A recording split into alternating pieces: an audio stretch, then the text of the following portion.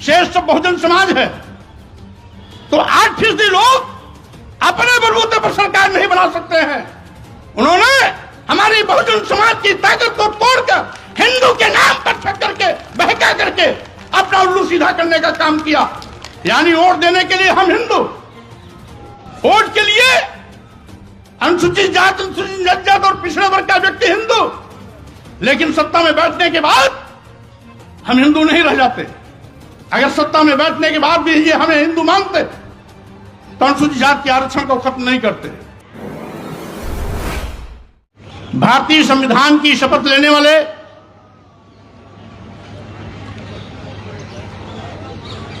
प्रधानमंत्री और देश के मुख्यमंत्रीगण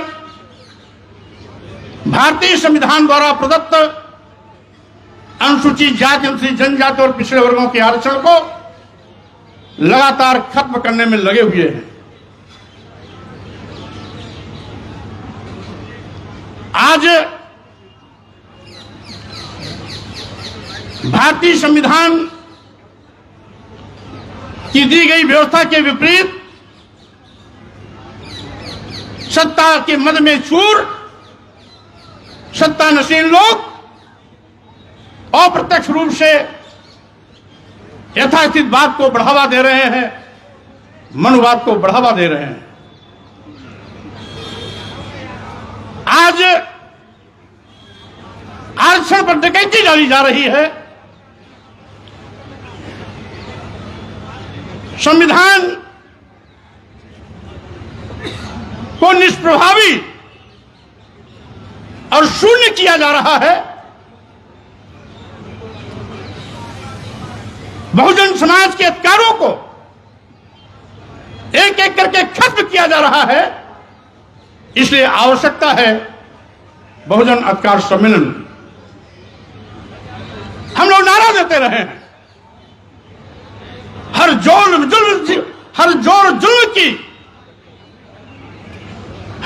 जुल्म के टक्कर में संघर्ष हमारा नारा है। तो स्वाभाविक रूप से आज जब हमारे हकों पर डकैती डाली जा रही है, अधिकारों पर डकैती डाली जा रही है, संविधान को कमजोर किया जा रहा है, आरक्षण को शून्य निष्प्रभावी किया जा रहा है, तो स्वाभाविक रूप से आज संघर्ष के रास्ते पर फिर से हमें चलने की आवश्यकता है।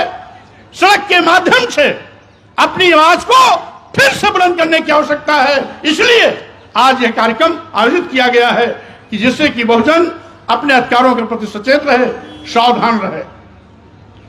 साथियों, आप जानते हैं आज लोकतंत्र को भी कमजोर किया जा रहा है। अभी हमारे सुप्रीम कोर्ट के वरिष्ठ अधिवक्ता महोदय ने बताया कि किस तरीके से तानाशाही, हिटलरशाही के रास्ते पर चलते हुए लगभग 150 सांसदों को सरकार की सारे पर सदन के बाहर किया गया। क्या लोकतंत्र को दबाने की साजिश नहीं है?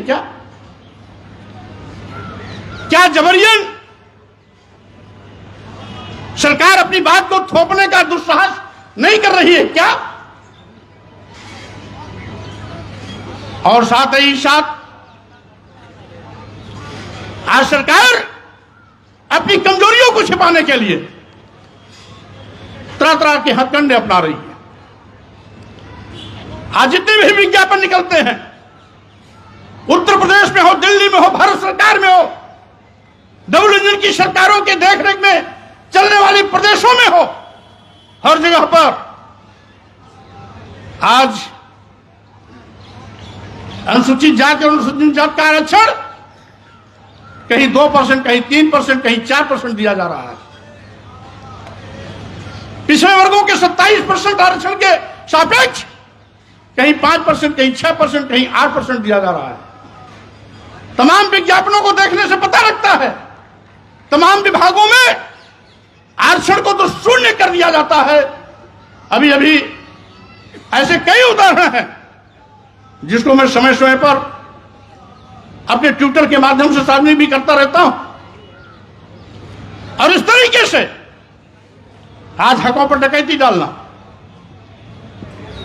साथियों उसमें बहुत कुछ भूमिका हमारी आपकी भी है। सन 1931 की जाति जनगणना के आधार पर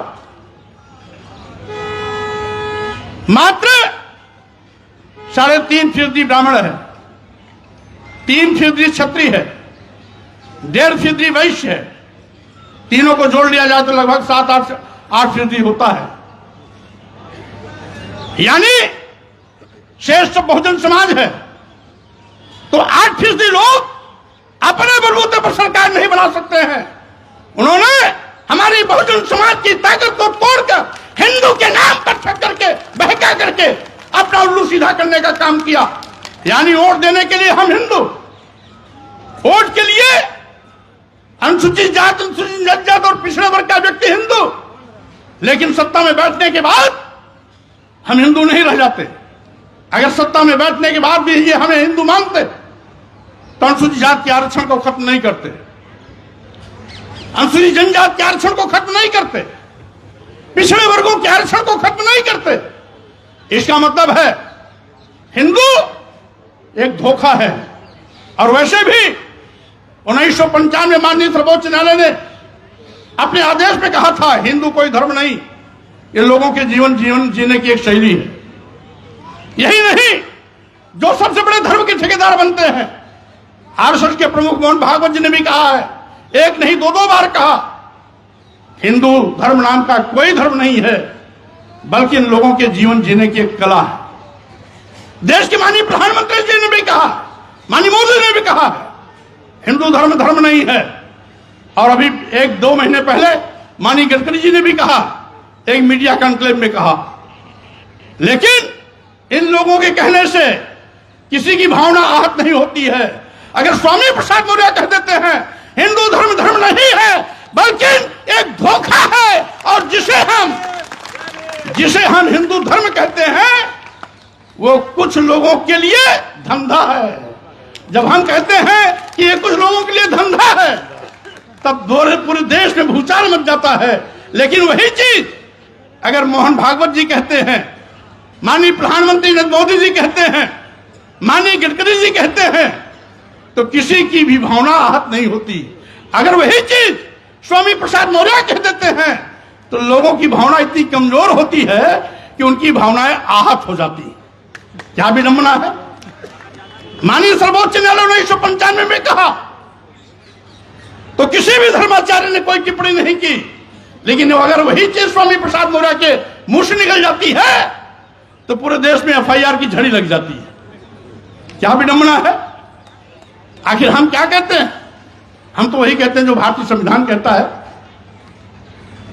अनुच्छेद 14 में सब क्लास में स्पष्ट है कि वर्ण, धर्म, वर्ण, जाति, लिंग, जन्म स्थान के आधार पर किसी के साथ कोई भेदभाव नहीं किया जा सकता। अगर भेदभाव नहीं किया जा सकता तो सत्ता में बैठे हुए लोग आज खुल्ला हमारे साथ सतोला व्यवहार क्यों कर रहे हैं? भारतीय संविधान द्वारा दिया गया अधिकार छीनने का पाप क्यों कर रहे हैं? आरक्षण खत्म क्यों कर रहे हैं? संविधान को निष्प्रभावी क्यों कर रहे हैं? लोकतंत्र को खत्म करने का दुस्साहस क्यों कर रहे हैं?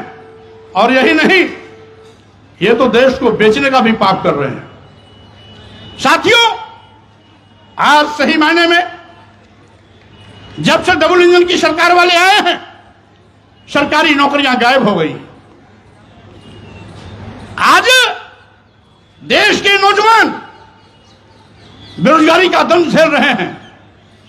करोड़ों नौजवानों को आज बेरोजगारी का सामना करना पड़ रहा है। उनके सामने रोटी का संकट है, उनके सामने पेट की रोटी की भूख है। अभी पार्लियामेंट में जो घटनाक्रम घटित हुई वो भाजपा के सांसद के पर्ची पर ही उनकी प्रवेश हुई थी, लेकिन उसके बावजूद भी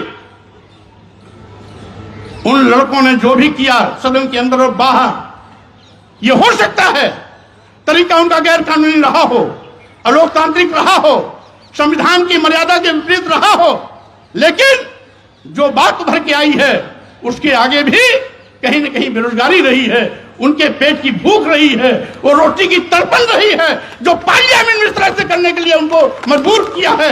और इसीलिए मैं कहना चाहता हूं, आज ये हकीकत है कि आप देश का करोड़ों नौजवान बेरोजगारी के नाते दुखी है, पीड़ित है, रोटी की भूख से बिलबिला रहा है। मरता क्या न करता, जब आदमी रोटी के लिए अंतिम सांसें लेता रहता है तो उसे कानून नहीं दिखाई पड़ता है, उसे आदर्श नहीं दिखाई पड़ता है। और इसीलिए मैं कहना चाहता हूं साथियों, आज ये तस्वीर है पूरे देश की। आज जिन विभागों में नौजवानों को सरकारी नौकरियां मिलनी चाहिए, जिन विभागों में नौजवानों को सरकारी नौकरी मिलने की उम्मीदें थी कि आज नहीं तो कल यहां हमें सरकारी नौकरी मिल सकती है, उन विभागों को यह सरकार बेचने का पाप कर रही है। देश के सारे बंदरगाह बेच दिए गए, एयरपोर्ट बेच दिया गया, एयर इंडिया बेच दिया गया, सारे रेलवे स्टेशन बेच दिए गए, कई दर्जन ट्रेन अपने चहेतों को दे दिया गया। LIC जैसी बड़ी संस्था जिसमें लाखों लाख लोग काम करते हैं, उसको भी अदानी के हवाले कर दिया गया। क्यों? क्या रिश्ता है देश के सत्ता सिर पर बैठे हुए लोगों का और अदानी का, अंबानी का क्या रिश्ता है? मैं कहना चाहता हूं, क्या करोड़ों करोड़ों नौजवानों की भूख, उनकी बेरोजगारी अदानी और अंबानी के सामने क्या कोई महत्व नहीं रखती क्या? यही नहीं, अभी हमारे कुछ वक्ता साथी कह रहे थे, तो सरकारी विभाग न रहेगा बांस न जब बजेगी बांसुरी, न रहेगा बांस न बजेगी बांसुरी, न रहेगा सरकारी विभाग, न मिलेगी नौजवानों को सरकारी नौकरी। इसलिए इसी तर्क पर इन्होंने तो अभी बेचने का नमूना पेश किया है। अगर ये ज्यादा दिन तक रह गए तो बारी बारी सभी विभाग उद्योगपतियों के हवाले हो जाएंगे। हमेशा हमेशा नौजवान हाथ मलता रह जाएगा, सरकारी नौकरी कभी नसीब होने वाली नहीं रहेगी। इसलिए सावधान हो जाना। यह केवल अनुसूचित जात, अनुसूचित जनजात और पिछड़े वर्गों के ही सम्मान स्वाभिमान की बात नहीं, उनके हक हकूक अधिकार की बात नहीं, बल्कि सामान्य वर्ग के भी देश के उन नौजवानों के सामने बेरोजगारी की संकट खड़े होने जा रही है, उनके लिए भी आगाह करने की यह चेतावनी है। जो कुछ भी हो रहा है, समय रहते देश का नौजवान नहीं जगेगा तो स्वाभाविक रूप से खामियाजा उसका कल आने वाले दिनों में इन नौजवानों को भी उठाना पड़ेगा। मैं कहना चाहता हूं, किसानों की दुहाई देने वाले, किसानों को दुगना लाभ देने का वादा करने वाले लोग किसानों को दुगना लाभ आज तक नहीं दिला पाए। अलबत्ते जब जब किसानों के खेत में उत्पाद पैदा होता है तो सरकारी क्रयकेंद्र नदारद हो जाते हैं। किसानों को अपना उपज बिचौलियों के माध्यम से बेचना पड़ता है।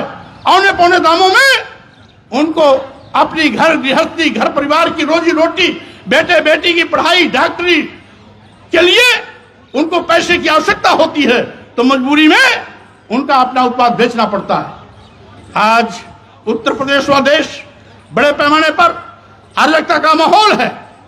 किसान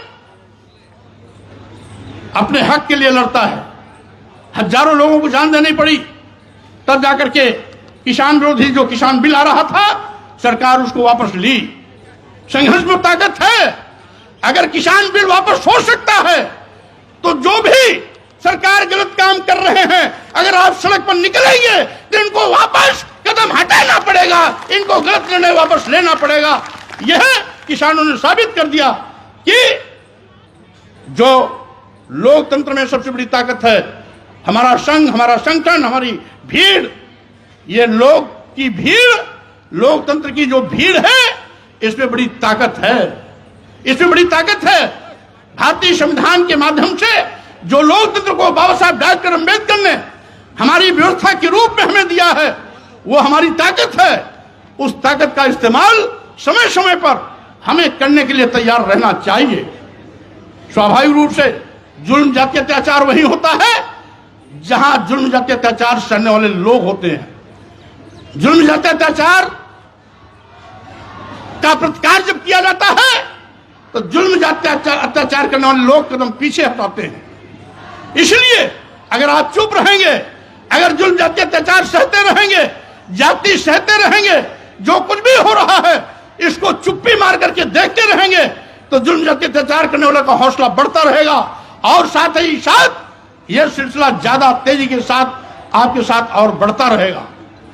इसलिए साथियों, मैं कहना चाहता हूं, आज वक्त आ गया है, बाबा साहब डॉक्टर अंबेडकर ने जो हमें भारतीय संविधान दिया है उसी का नतीजा है कि आज हमारे घरों में भी पढ़े लिखे लोगों की एक लंबी कतार है, डॉक्टर इंजीनियर की भी एक लंबी कतार है, आईएएस आईपीएस की भी एक लंबी कतार है, जजेस और तमाम अधिकारियों की एक लंबी कतार है, वैज्ञानिकों की भी एक लंबी कतार है, हाई कोर्ट के एडवोकेट और सुप्रीम कोर्ट के एडवोकेट की एक लंबी कतार है।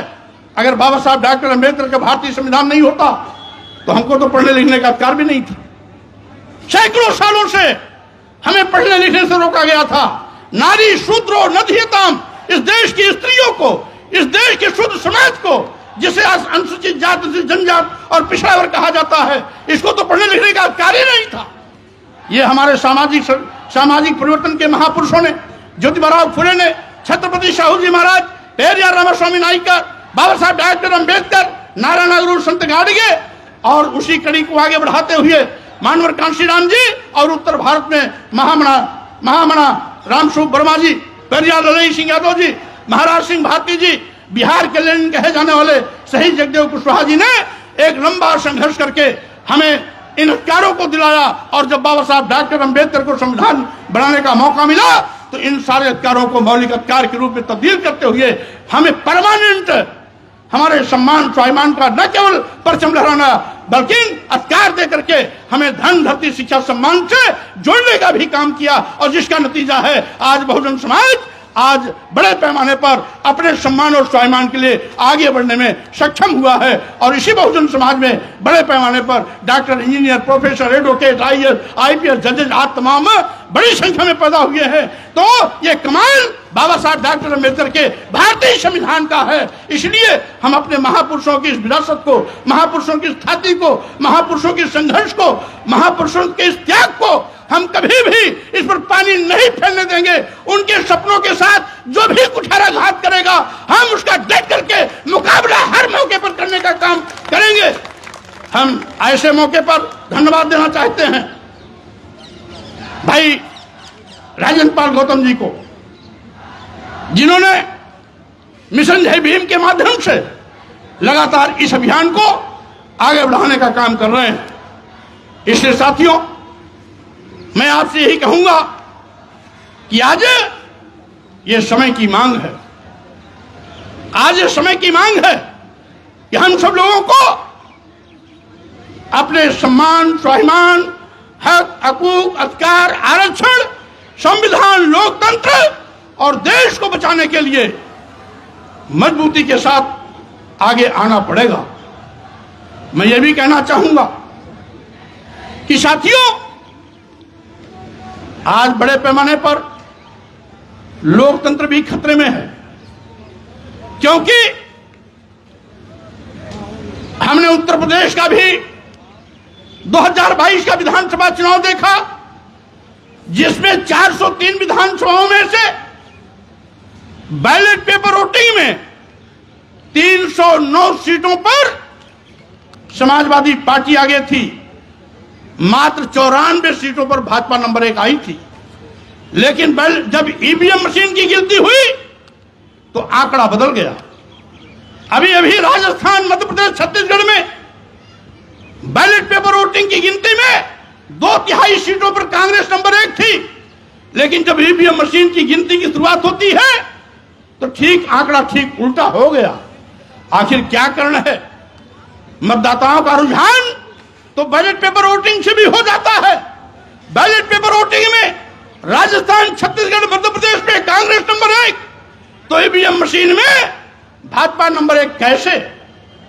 उत्तर प्रदेश के विधानसभा चुनाव में 403 में से 309 सीटों पर Samajwadi party ballot paper voting में नंबर 1, तो ईवीएम की गिनती में भाजपा भारी कैसे हो जाती है, तो कहीं न कहीं दाल में काला है, कहीं न कहीं दाल में काला है, इसलिए पूरी दाल काली हो गई। हमारे कुछ साथी कह रहे हैं, सही बात कह रहे हैं कि आज ईवीएम लोकतंत्र के लिए अभिशाप बन गई।